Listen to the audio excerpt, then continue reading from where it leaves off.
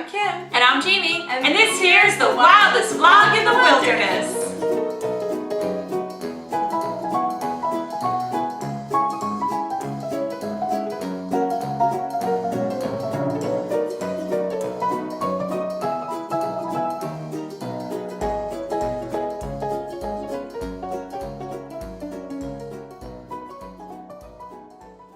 So today we're going to tell you about our morning in Epcot. We had a half a day to spend in the parks and we rope dropped Epcot.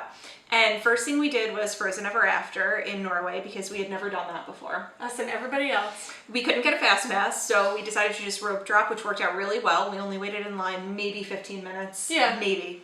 And we headed right there and it was really great. We didn't take any video because we had never been on the ride before. It was a really cute queue and the ride was really good. R.I.P. Maelstrom. Aw, yeah. The ride was really good. I wouldn't wait 3 hours for it, but the way we did it, you know, with going right there and waiting like 15 or 20 minutes to get on was perfect. It was great. So on our way back to Future World, we stopped and literally and figuratively smelled the roses because it was Flower and Garden. In Epcot. Flower and Garden Festival happens every year in the spring. It's so nice. I wish they would keep all of those, all that vegetation like all year. I really do, especially, what is it, like around like the lake? Oh yeah, around the lake right by where World Showcase meets the entrance to Future World.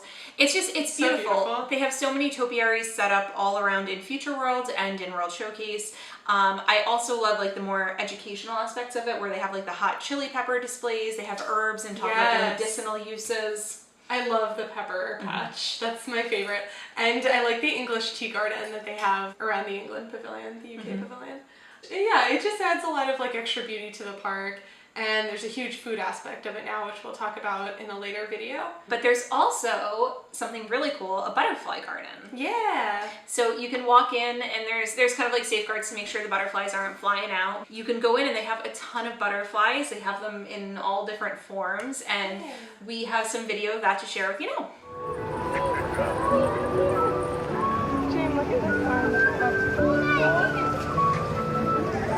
Aww.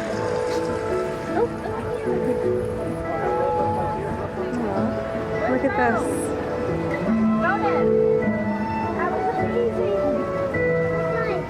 Should pollinate.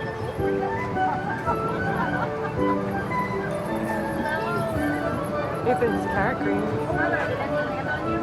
Oh yeah.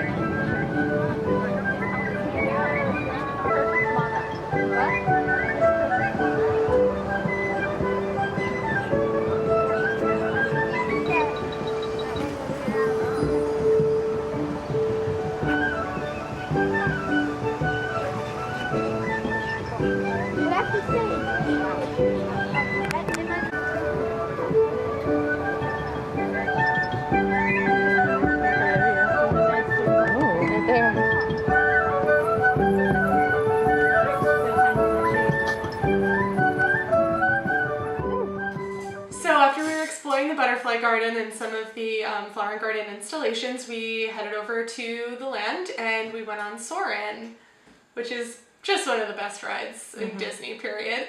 I still think they should have one of the terminals as the Soarin' over California with the original footage. And you could pick whether you want to see the World one or California, because they're both so good. They are. I mean, the new one's incredible, but I would kind of like to go on the California one too sometimes. Just one more time. At Disney, make it happen. So after we went on Soarin', we went to another one of my perennial favorites, pun intended, the land. Living with the land. I love that ride. It's just a slow boat ride through all kinds of things, gardens, hydroponics, and it just touches on so many things I'm interested in. And I just love going through those greenhouses. You never know what they're going to do. It's always something different, and it's such a good time every time. Yeah. One day I'll go on a behind the scenes tour. I did it once. It's really cool. I definitely recommend. We'll do it together one day. Okay. But we do have some footage from that to share. Welcome to our living laboratories, where scientists from Epcot and the U.S. Department of Agriculture are exploring innovative ways to produce bountiful harvests now and into the future.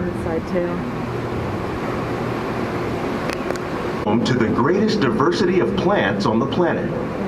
Many of these, like papaya, bananas, cacao, coffee, and rice, are well known around the world. These are just a few of the edible plants that have been an important source of nutrition for people living in the tropics. All parts of this plant, even the flower petals, are edible. The starchy root of the plant has long been used to make flour for baking. One day, many of these lesser-known tropical plants may be as important as the bananas growing on both sides of the boat. More than 28 million tons of bananas are eaten annually. When we mention farming, you probably don't think of fish, but fish farming, or aquaculture, accounts for nearly half of all the seafood consumed globally. Tilapia, bass, and catfish, like the ones you see here, are three of the more popular crops. More than 50,000 edible plant species in the world, most of us are only familiar with the handful that make up our everyday diet. Corn.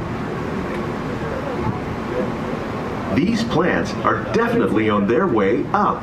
Innovative growing techniques like these increase yields while more efficiently using resources like water, fertilizer, and pesticides. Another innovation at work here is our integrated pest management program. By populating our greenhouses with beneficial insects that prey on harmful pests like aphids and flies, we are significantly reducing our reliance on conventional pesticides. We're growing these crops using our nutrient film system. This technique precisely controls and recycles water and nutrients. With it, we can produce over 27,000 heads of lettuce a year in this one small area. Simple. Oh my god, look at these cucumbers. Oh wow. That's how we should try and grow ours.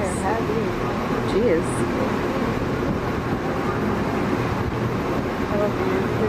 By growing these ground plants vertically, we can increase yields and better control diseases.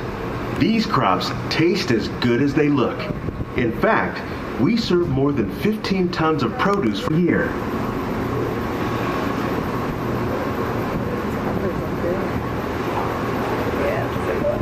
I know.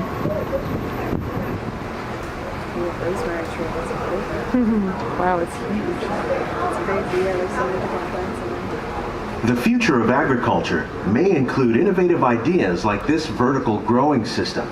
Plants grown in this way use a fraction of the space required by traditional growing methods. That saves water and increases production. The aquaponics system on your left combines hydroponics with aquaculture. The fish provide a natural source of fertilizer for the plants, and the plants help keep the water clean for the So next week we're gonna wrap up our half a day in Epcot. We have some more attraction videos to show you. We have a lot of food pictures and food reviews to give from the flower and garden kiosks, and just some more fun extras from the day and what we did. So tune in then. Until then, though, I highly recommend you follow us on Instagram at Wildest Vlog, because this weekend we will be in Disney World. Yes. We'll be in the Magic Kingdom on Sunday during the morning, and then again for Mickey's Not So Scary Halloween party in the evening. Yeah. So we'll be posting a lot of live stuff as we go. Yes. So for the first time, we're gonna post live Disney stuff on our social media. It's gonna be really exciting. So if you want to join the Halloween festivities with us, go over to @Wildest Vlog. But until then, bye! Bye!